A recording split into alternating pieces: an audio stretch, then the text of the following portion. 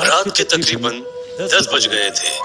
शुभ bus stop पर खड़ा होकर शाम की अंतिम बस का इंतजार कर रहा था, जो उसे कोलकाता से उसके गांव डॉकिंपो तक पहुंचाने वाली थी।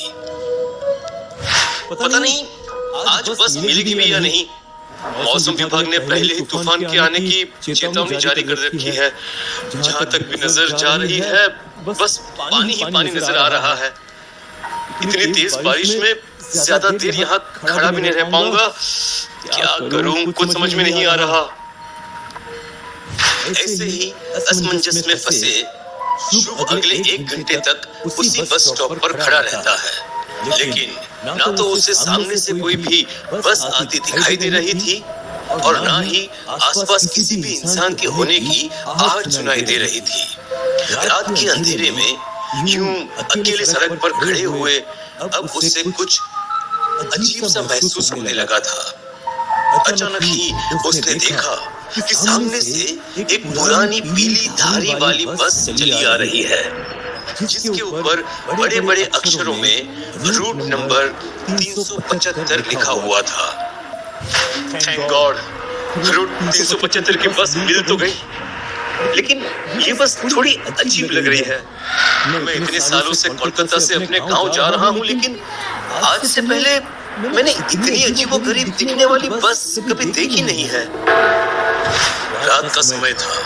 शुभ के पास ज्यादा सोच विचार करने का समय नहीं था, इसलिए उसने सामने से आती बस के सामने खड़े होकर जोर जोर से हाथ हिलाना शुरू कर दिया।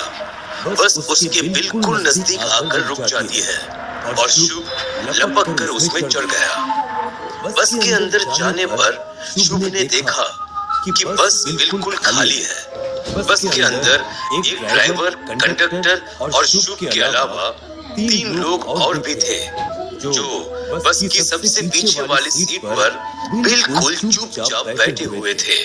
उन सभी ने कुछ अजीबोगरीब किस्म के कपड़े पहने हुए थे। अरे, इतने तूफान में कहां जाने के लिए निकले हो? कहां जाना है तुम्हें? देखिए कंडक्टर साहब, मैं यही कोलकाता में नौकरी करता हूँ, लेकिन हर शुक्रवार को अपनी माँ से मिलने के लिए डॉकिंपो जाता हूँ मैं। हाँ ठीक है, लेकिन इस बस में सफर करने का एक नियम है कि इसमें बैठने के बाद किसी को भी सोना नहीं है। कंडक्टर की बात सुनकर शुभ मुस्कुराते हुए उसकी बात को टाल देता है। बाहर अभी भी जोरों की बरसात हो रही थी। सड़क पर दूर दूर तक कोई भी नहीं नजर आ रहा था। हर तरफ बस आसमान से बरसता पानी ही पानी था। रात के तकरीबन 12 बज गए थे। शुभ को नींद अपनी गिरफ्त में लेने ही लगी थी। तभी कंडक्टर ने आकर पीछे से उसके कंधे पर हाथ रख दिया। क्या हुआ? कौन है? कौन है? मैंने कहा था ना, मैंने कहा था साहब कि इस बस में बैठकर सोना नहीं है। अरे ये कैसी बात कर रहे हैं आप? आधी रात का समय है, किसी को भी नींद आ सकती है। हाँ, वही तो मैं कह रहा हूँ साहब कि आधी रात का समय है, किसी को भी नींद आ सकती है। और अगर ऐसे ही सभी पैसेंजर सो जाएंगे तो ड्राइवर को भी नींद आ सकती है। अगर ड्राइवर को नींद आ गई तो आप सभी को बहुत समस्या हो जाएगी। और इसीलिए मैं कहता हूँ, मेरी बस में सफर करने का पहला नियम यही है कि यात्रियों को सोना नहीं है। कंडक्टर की बात सुनकर शुभ को कुछ अजीब से फीलिंग्स आ रहे थे। उसने महसूस किया कि कंडक्टर बात करते समय थोड़ा अजीब सा बर्ताव कर रहा था। उसकी आंखों के नीचे काले गहरे गड्ढे दिखाई दे रहे थे और पुतलियां बिल्कुल लाल नजर आ रही थी। देखिए, अब आप इस बस में बैठ गए हैं तो आपको जगह कर रखने में आपकी मदद करने के लिए मैं आपको एक कहानी सुनाता हूँ। कहानी सुनने से आपको नींद नहीं आएगी। सैकड़ों साल पहले की बात है। कोलकाता में एक समय महाराज आनंद राय बाबू का राज था। आनंद बाबू सुंदरता के बहुत बड़े उपासक थे। उनके दरबार में केवल वही लोग नौकरियां कर सकते थे जो दिखने में सुंदर हो। बस बदसूरत चेहरों की औरतों वो देखना भी पसंद नहीं करते थे और इसीलिए जब महाराज राज्य के भ्रमण पर निकलते तो उनके सैनिक साधारण शक्ल सूरत के लोगों को घर से बाहर तक नहीं निकलने देते थे। एक बार की बात है, राज्य में एक बार एक बहुत विद्वान चित्रकार हुआ था। वो ऐसी तस्वीर बनाता जिसे देखकर लगता कि वह तस्वीर अभी बोल उठेगी। उस चित्रकार ने महाराज की एक बेहद खूबसूरत तस्वीर बनाई और उसे सुंदर रेशमी कपड़े में लपेटकर महाराज के पास भिजवा दिया। जब महाराज के नाम से आया हुआ गुमनाम उपहार उनके सामने खोला गया तो तस्वीर की खूबसूरती देखकर महाराज दंग रह गए। कौन है वो व्यक्ति जिसने हमारी इतनी खूबसूरत तस्वीर बनाई है? जिसकी तस्वीर इतनी खूबसूरत है वो स्वयं कितना खूबसूरत होगा, हम तो इस बात की कल्पना भी नहीं कर पा रहे हैं। इतना कहकर महाराज ने तुरंत चित्रकार को राज दरबार में पेश होने का हुक्म दे दिया। अगले दिन चित्रकार खुशी खुशी राजा के सामने पेश हो गया। चित्रकार को देखकर महाराज गुस्से से भर गए और उन्होंने उसी क्षण उसे राज्य से बाहर निकलवा दिया। अरे लेकिन महाराज ने ऐसा क्यों किया? महाराज तो उसकी चित्रकारी से बहुत खुश हुए थे ना।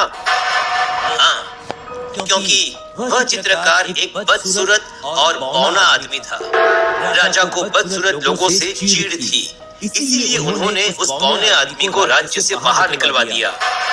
तो उसके बाद क्या हुआ? क्या वो बौना राज्य छोड़कर चला गया? उसके आगे की कहानी कोई नहीं जानता, क्योंकि उस दिन के बाद वह बौना कभी किसी को नहीं दिखाई दिया। उसके बाद उसके साथ क्या हुआ ये तो वो बौना ही बता सकता है। क्या तुम मिलना चाहोगे उस बौने से? कंडक्टर ने रहस्यमय तरीके से मुस्कुराते हुए शुभ से ये सवाल किया। ये कैसा मजाक है?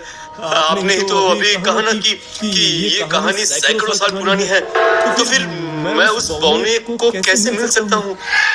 शुभ के इतना कहते ही गाड़ी की पिछली सीट पर काले लबादे से चेहरा ढककर बैठा हुआ आदमी झटके से उसके सामने आ जाता है और अपना लबादा हटा देता है।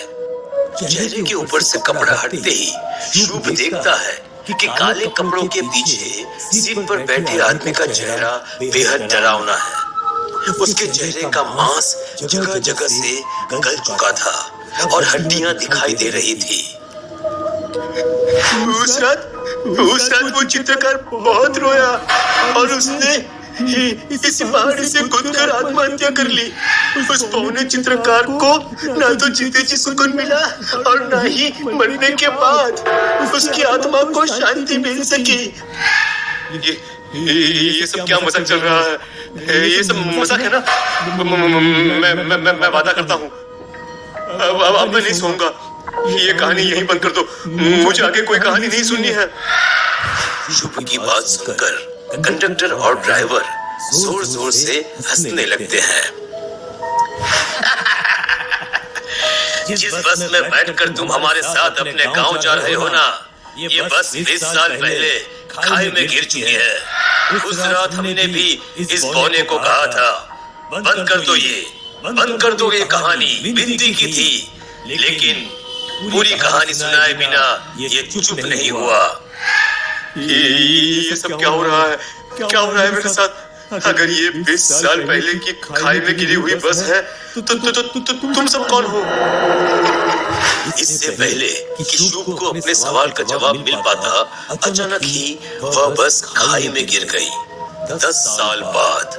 पता नहीं आज भगवान को क्या मंजूर है। बारिश तो रुकने का नाम ही नहीं ले रही। मुझे बस स्टॉप पर खड़ी हुई 3 घंटे बीत गए हैं, लेकिन एक भी बस दिखाई नहीं दे रही। क्या करूं, कुछ समझ में नहीं आ रहा। प्रीति भी ऐसा सोच रही थी कि तभी एक बूढ़ी औरत लाठी टिकाती हुई उसके पास आकर खड़ी हो गई। बुढ़ी दिखने में बहुत ही भद्दी और डरावनी सी दिखाई दे रही थी। उसका सख्त जर्रीदार चेहरा अंधेरे में काफी रहस्यमय सा लग रहा था। तभी उन दोनों के सामने से एक बस आती हुई दिखाई देती है। ये कौन सी बस है? Route number 375। जहाँ तक मैं जानती हूँ इस रूट पर तो ऐसी कोई बस नहीं चलती। अब मुझे बस सिटी तक जाना है, आप छोड़ देंगे क्या? छोड़ देंगे मैडम जी, जल्दी उठो। प्रीति और वह बूढ़ी औरत बस में बैठ जाते हैं। बस के अंदर सबसे पीछे की सीट पर काले रंग के अजीब पहनावे में 3 आदमी बैठे हुए थे। ये बस मुझे इतनी अजीब क्यों लग रही है? ड्राइवर, कंडक्टर, यहाँ तक कि ये पीछे बैठे लोग भी मुझे कुछ ठीक नहीं लग रहे। बूढ़ी औरत बार-बार पीछे मुड़कर बस की लास्ट सीट पर बैठे आदमी की ओर देख रही थी। बदतमीज लड़की, मैंने कहा माफी मांगो। ये क्या कह रही हैं आप? मैंने क्या किया है जो मैं माफी मांगू? तुम्हारे माँ बाप ने यही सिखाकर बड़ा किया है। मुझसे इतनी गलत बात कहने की हिम्मत कैसे हुई तुम्हारी? माता पिता का नाम बूढ़ी के मुंह से सुनकर अब प्रीति को भी गुस्सा आ जाता है। अरे आपका दिमाग खराब है क्या? मैं आपकी उम्र का लिहाज कर रही हूँ और आप बोलती जा रही हैं। प्रीति और बूढ़ी औरत के बीच का विवाद बढ़ता ही जा रहा था। मैं कहती हूँ अभी बस रोको, मुझे अभी के अभी पुलिस के हवाले करूँगी मैं। बस रोको। बूढ़ी औरत जोर जोर से चीखते हुए आपे से बाहर हुई जा रही थी। तभी ड्राइवर ने बस रोक दी और उस बूढ़ी औरत और प्रीति को घसीटते हुए बस से नीचे उतार दिया। बस के जाने के बाद देखिए माताजी, मैंने सच में आपको कुछ नहीं कहा था। इतनी रात में ऐसे तूफान के बीच आप मुझे पुलिस के पास कैसे लेकर जाओगी, ये बताओ। मैं जानती हूँ तुमने मुझे कुछ नहीं कहा था बेटा, ये जो कुछ भी मैंने कहा सब नाटक था। लेकिन आपने ऐसा नाटक क्यों किया? जिस बस में हम दोनों बैठे थे वास्तव में वो कोई सामान्य बस नहीं थी। ये वही बस है जिसमें बैठने वाले लोग आज तक कभी लौट कर नहीं आए। बस में पीछे की ओर बैठे हुए आदमी मुझे अजीब लग रहे थे, इसीलिए मैं लगातार उनकी ओर देख रही थी। अचानक एक हवा का झोंका आया और उस काले लबाने वाले आदमी का कपड़ा हवा से उड़ गया। उसी पल मैंने देखा कि उस आदमी के पैर ही नहीं थे। बिना पैरों वाले आदमी को देखकर मैं समझ गई कि बस में हमारे साथ सफर करते हुए लोग कोई इंसान नहीं बल्कि आत्माएं हैं। अगर मैंने तुरंत ही कुछ नहीं किया तो हम भी इनकी तरह ही प्रेत बनकर भटकने लगेंगे। तुम्हारी जान बचाने के लिए ही मैंने सब नाटक किया। हम दोनों शायद भाग्यशाली थे कि हमारे झगड़े को सुनकर ड्राइवर ने बस रोक ली और हम नीचे उतर गए। बूढ़ी अम्मा की बात सुनकर प्रीति के रोंगटे खड़े हो गए थे। अम्मा की बात सही थी, वे दोनों वाकई भाग्यशाली थे जो उस भूतिया बस का शिकार होने से बच